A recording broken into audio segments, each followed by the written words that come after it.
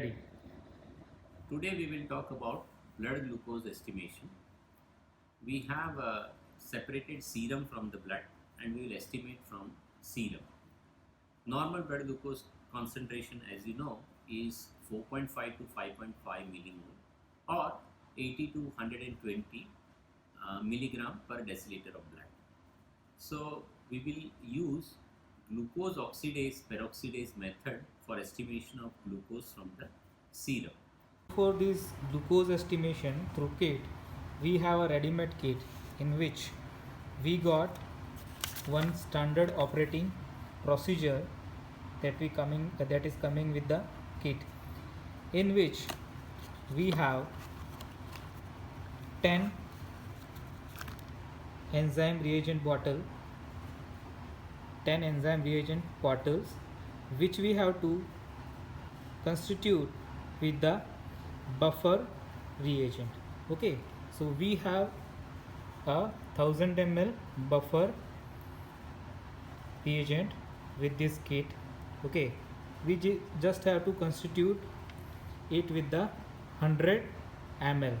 So we have just done this. We have taken 100 ml buffer and we have constituted into this reagent bottle with this buffer. Okay,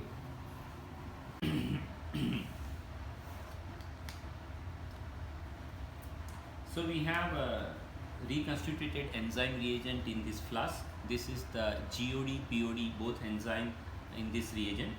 You can see a slight color in this. So we will prepare a blank wherein we will set 100% transmission so that we don't calculate the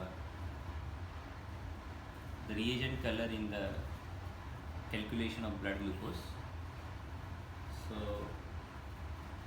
this is 2 times 500 microliter. So I have taken 1 ml of reagent into this. So this is blank. I will label it as a blank B. B I have written. You can see this, and ambulatory video where I am keeping. And I will take 1 ml reagent once again in another tube. In this we will add serum.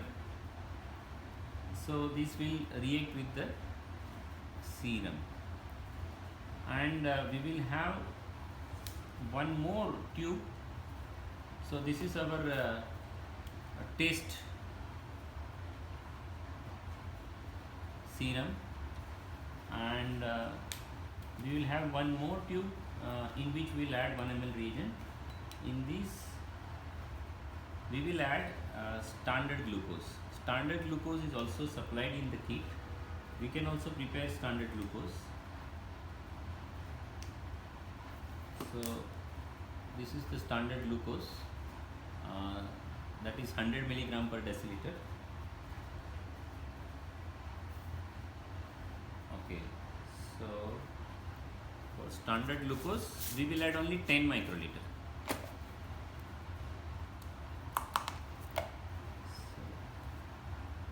Have a 10 microliter of standard glucose, and I am adding to this, properly mixed, and label it this tube as a standard, that means S. We have already taken 1 ml reagent in tube T, so let me change the tip and add serum into it. Where is serum? Serum we took out it. Yeah, it is here. So we have serum in another append of. So I am taking 10 microliter of serum and mixing into it. So we have 3 tubes ready. In tube number 1 we have a blank, only 1 ml reagent. In tube number 2 we have a 1 ml reagent plus 10 microliter of standard glucose, and here we have test, that is 1 ml reagent plus 10 microliter of serum. So we have to incubate these at 37 degrees centigrade for 10 minutes. So So we'll go for incubation now. We have to take reading at 505 nanometer. So you can see we have set these at 505 nanometer. This is spectrophotometer, visible spectrophotometer of Systronics, and you can see here for 505 nanometer comes between 385 to 630. So we have to set filter on 4. So we have set filter on 4, and here is a cuvette box. So we have a pre-cleaned cuvette, and this is on absorbance mode. You can see the mode is absorbance. So let us take the blank reagent blank, wherein this blank tube we have only taken 1 ml reagent, nothing else. So no need to mix anything. We have taken only blank, and let us take these into the cuvette. Okay, so I'm adding it now. Quantitatively I am transferring whole of the content into the cuvette. Okay, I'm not touching the two sides where light is to be passed, so no need to wipe. Okay,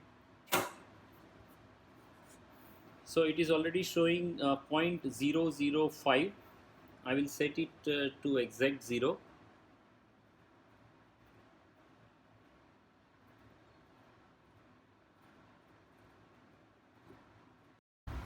Okay. So I have it in percent transmittancy mode, and I am setting it at 100. So reagent blank will allow 100% light to be transmitted. Okay, so this is 100, and now in absorbance mode it is showing 0. So that is perfectly set. Now our spec is set. So let me take out the blank reagent and put it back into the blank tube.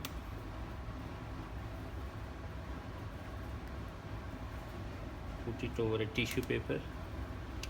Okay, so now we have a test wherein we have a serum, and S tube wherein we have a standard. Okay, now this contain the same reagent which this test serum is mixed, so no need to wash the cuvette. We can simply quantitatively transfer this, and let us see the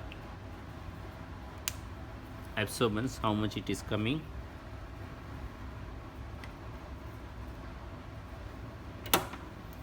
So absorbance coming is 0.297.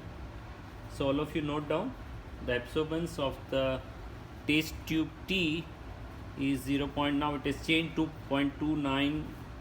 Oh, it's continuously changing. Seems to be some stabilization. Okay, now it is stable, 0.300.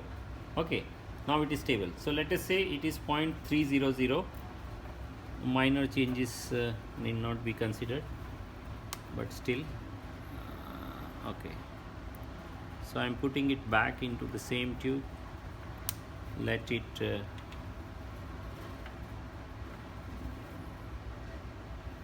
completely drain out on a tissue paper.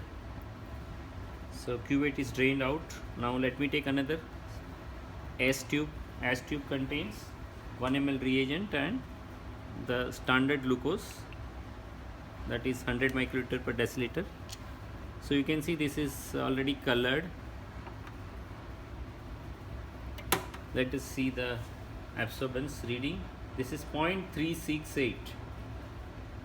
So this is 100 milligram per deciliter glucose standard. We have taken 10 microliter and added to 1 ml reagent, and okay, now it is showing 0.370. Slight fluctuation, 0.371. Okay, so 0.370 we can take. That is our reading of standard glucose, known glucose. Okay, so now let us calculate. Okay, now our readings we have written. So we have to use this calculation method. It's just taking a ratio, standard concentration in taste upon concentration in standard multiplied by 100. So how much we had our reading? Our test reading was 300, right? 0.300. So absorbance was 0.300. That is the reading of taste. It is glucose milligram per deciliter is equal to absorbance in taste upon absorbance in standard, which was 0.370 multiplied by 100. So you take this and calculate.